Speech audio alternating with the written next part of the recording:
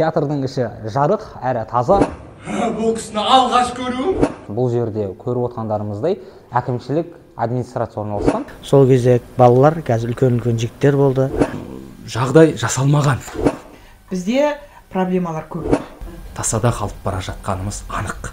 Ассалаумағалейкум, сәлем Түркістан. Менің есімім Абылайхан. Бүгін біз Түркістан қаласында орналасқан Райымбек Сейтметов атындағы Түркістан сазды драма театрына шолу жасайтын боламыз. Театрдың орналасқан жері Төле би және Тәуке хан даңғылдарының қиылысы, яғни Түркістан қаласының темір жол вокзалына бара жатқан жолда. Олай болса, ішіне кіріп шолу жасайық.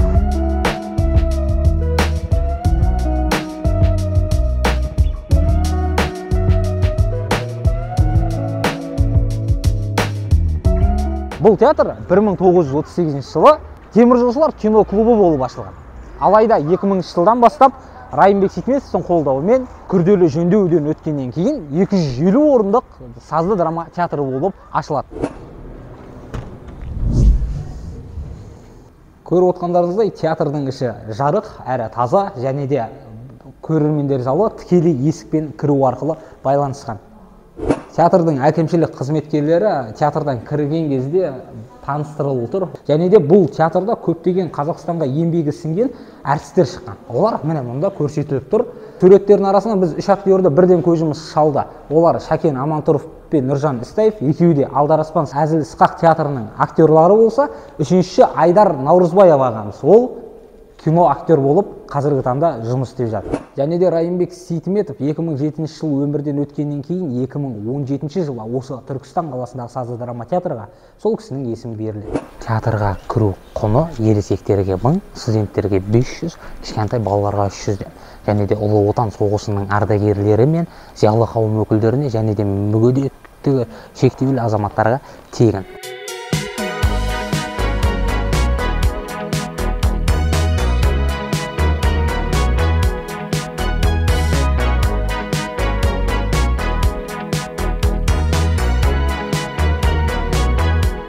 Қайырлы кеш, есіміңіз кім?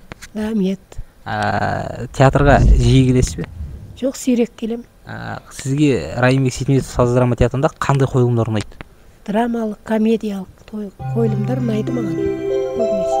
Аха, рахмет.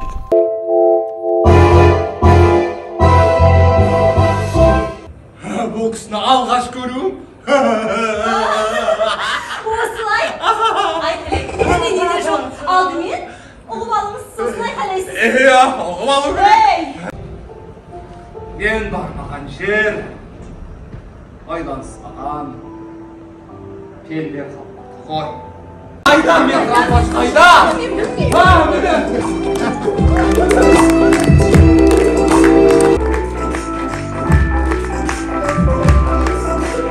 Дәл қазір алдымызда Нұржан Істаев ағамыз тұр. Сол бүгінгі болған қойылымның режиссері екен. Бүгінгі қойылым өте көңілімізден қатты шықты. Комедиялық бағытта керемет түсірілген қойылым екен. Театрға келетін жастар көп пе? Көп байқайсыз ба өзіңіз? Иә, жастар көп келеді театрға, біздің театрға. Бұл театрдың 20 жылдан астам тарихы бар. Бұл театр өзі қаламызда орын алған, көрерменнің жүрегінен орын алған театр. Баяғыда Райымбек Сейтметов ұстазымыз, сол кісі осы жерде балаларға ертегі қоятынбыз, сонда өзі шығып, театр туралы мағлұматтарды көп айтатын еді. Соның жемісі, оның бәрі. Сол кезде балалар, қазір үлкен жігіттер болды. Молодежь, молодежь. Шаруаларыңызды енді ертең шырға тасқан бөлмен босатыңыз деді. Енді бұл қойылымды алған себебіміз, қазақта сөз бар ғой, әдем. Білгенім 1-9, білмейтінім 99 деп. Бұл сондай білместіктен, оқымағанның салдарынан осындай оқиғаға метропаж деген сөздің не екенін білмей былық шығады ғой. Жай жақсы. Осы күнді сен аңсаумен болдың ғой, өмірі бойы өтірікпен өмір сүріп келеміз. Қазір біз екінші қабатында орналасқан, яғни Түркістан сазды драма театрының екінші қабатында орналасқан мұражайдамыз. Бұл жерде көріп отқандарымыздай әкімшілік администрация орналасқан, яғни директор және директордың орынбасары дегендей, және де көріп отқандарыңыздай, суреттерден байқағандарыңыздай театрдың ең керемет қойылымдарынан фото туындылар дайын, яғни оны сомдаған әртістердің, олардың образдарының суреттерін ілулі тұр. Мына жерде көріп отқаныңыздай қазаққа белгілі танымал жазушы Дулат Исабеков осы театрда қонақ ретінде сөйлеп өзінің алғысын білдіру үстінде. Ал мына жерде осы ең басында ашылған уақыттағы жас әртістер. Театрдың негізін қалаушы Райымбек Сейтметов жайлы мәлімет бар. Және ол кісінің өмір тарихынан шертетін фото альбомдар жинақталған. Жалпы Райымбек Сейтметов Қазақстан Республикасының халық артисі, Қазақстан Республикасы мемлекеттік сыйлығының лауреаты. 1938 жылы қазіргі Кентау қаласында дүниеге келген. Және сол жерде білім алып, өз білімін Алматы қаласында жалғастырады.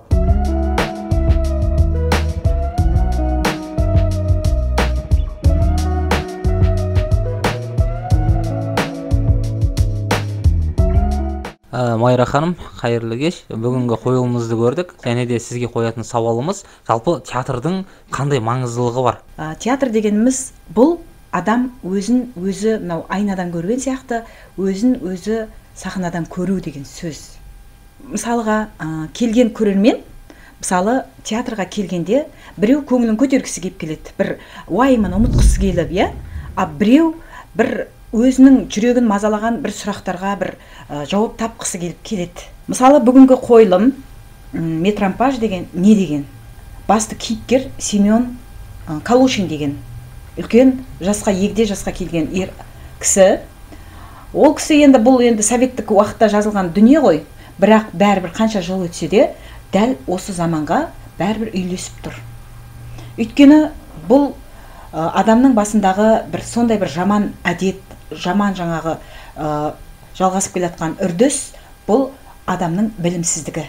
Білімі жоқ бола тұра, өзінің жаңағы үлкен бір қызметтерге қол жеткізіп алып, өзінің жаңағы асыра сілтеп, өзінің мүмкіндігін қолындағы солай талай жаңа асулардан өтіп, солай өмірін аяқтап жүрген адамдар көп.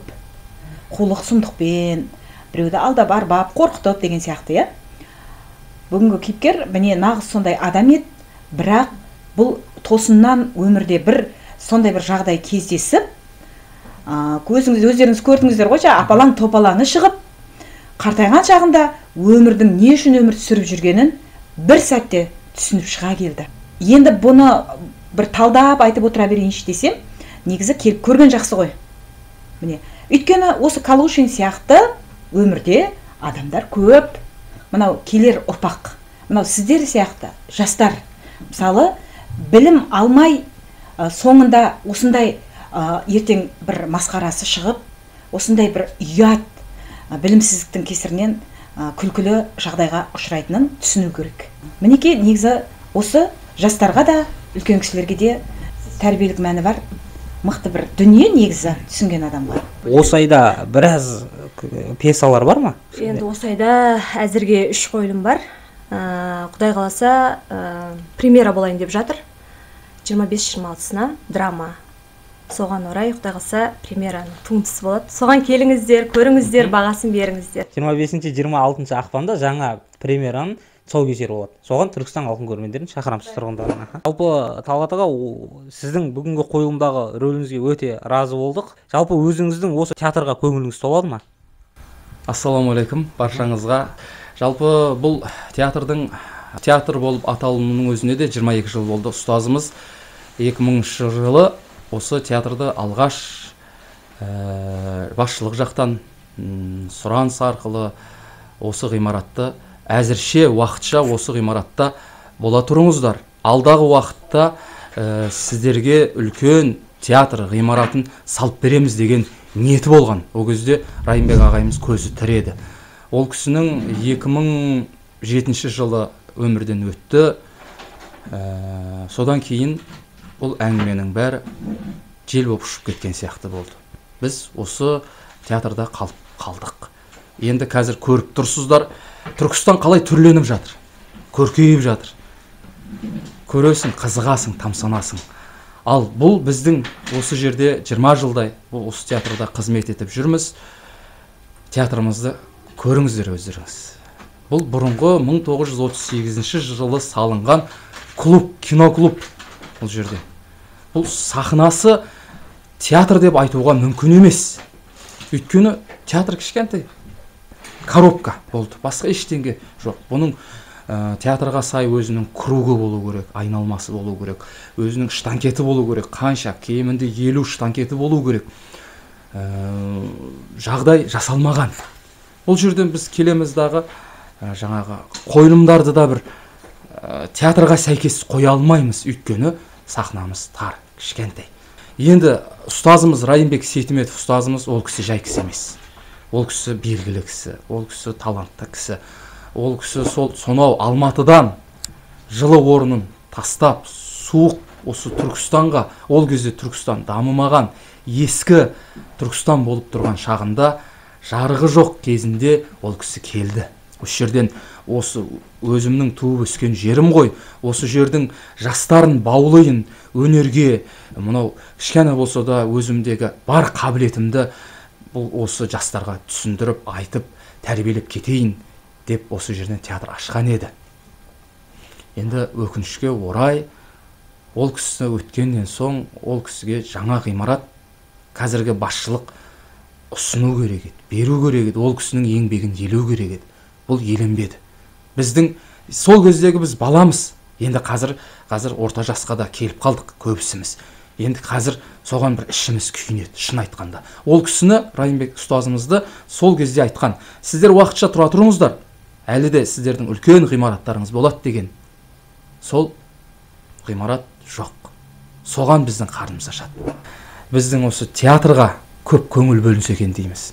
Үлкен фестивальдерге қатыссақ, болмаса осы актерлардың ішінен мүмкін Ресейге, мүмкін Алматыға оқуларға жіберсе, мүмкіндік болса, оқу алмасу үшін, көру үшін, өсу үшін ол тәжірибе керек, міндетті түрде керек. Өйткені біз шығармашылық адамбыз. Біз көріп, көзімізбен, ойымызбен түйіп, осы жерге келіп, мүмкін басқа бір дүниелерді тағы да бір жарыққа алып келіп, осы Түркістан халқына, елімізге тың дүниелерді көрсетсек дегенде ниетіміз бар. Осы біздің жан айқайларымызды басшылық жақ көбінесе қолдаса екен. Көбірек шығару керек. Мүмкіндік болса, гастроль жылына 2 рет, 3 рет жан-жаққа шығып тұрсақ. Соған мүмкіндік болса, қаражат бөлсе. Қазір енді ащы шындық болса да айтайық, басшылыққа барсақ, қазір қаражат жоқ, болмай жатыр деген нәрсе сылтауларды айтады. Ал одан өсе ма? Өсе ма? Өнер адамы, актер адамы өсе ма? Жан-жақты көру керек. Соны айтқым келеді басшылық жаққа. Негізі сіздерге рахмет, келіп осындай бізге сұрақ қойып, жан дүниемізге үңіліп жатқандарыңызға. Бізде проблемалар көп. Биыл біздің еш нәрсеге мүмкіндігіміз болған жоқ, тіпті жаңа қойылымда қойылған жоқ.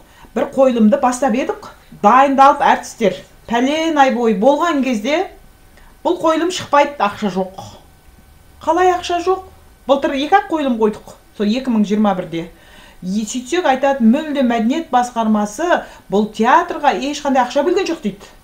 Және біз мынау мастерство деген аламыз. Сол мастерствомызды бір береді, бір бермейді, әйтеуір.